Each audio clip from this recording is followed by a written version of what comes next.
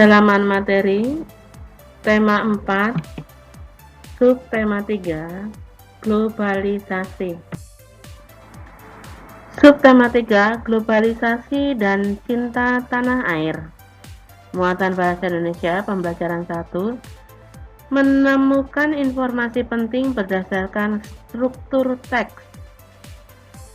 Struktur teks, eksplanasi meliputi pernyataan umum, deret penjelas, dan pernyataan umum memuat topik atau permasalahan yang dibahas dalam teks.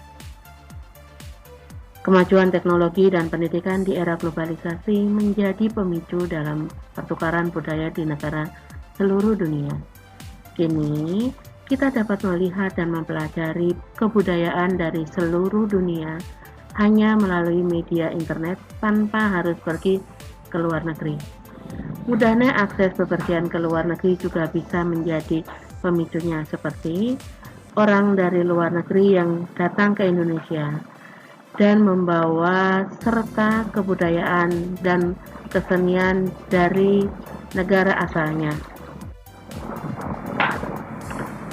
Deret penjelas berisi pernyataan pendukung, fakta, dan juga informasi-informasi yang mendukung topik utama. Contohnya, kemajuan teknologi dan pendidikan di era globalisasi menjadi pemicu dalam pertukaran budaya di negara seluruh dunia. Yang di secara tebal, kita dapat melihat dan mempelajari kebudayaan dari seluruh dunia hanya melalui media internet tanpa harus pergi ke luar negeri.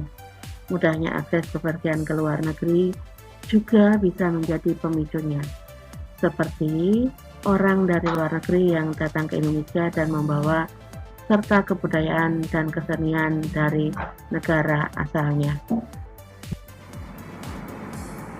Simpulan berisi hasil akhir dari uraian yang disampaikan pada bagian pernyataan umum dan juga deret penjelas. Kemajuan teknologi dan pendidikan di era globalisasi menjadi pemicu dalam pertukaran budaya di negara seluruh dunia. Kini, kita dapat melihat dan mempelajari kebudayaan dari seluruh dunia hanya melalui media internet tanpa harus pergi ke luar negeri.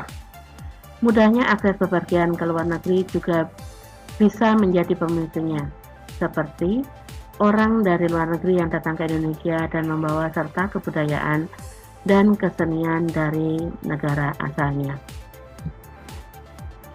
Muatan IPA menjelaskan sumber energi alternatif penghasil energi listrik.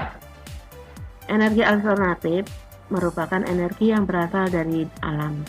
Keuntungannya ada bermacam-macam, yaitu lebih ramah lingkungan, bebas polusi, sumber energi ada di alam jumlahnya tak terbatas, memiliki jangka waktu habis yang lama.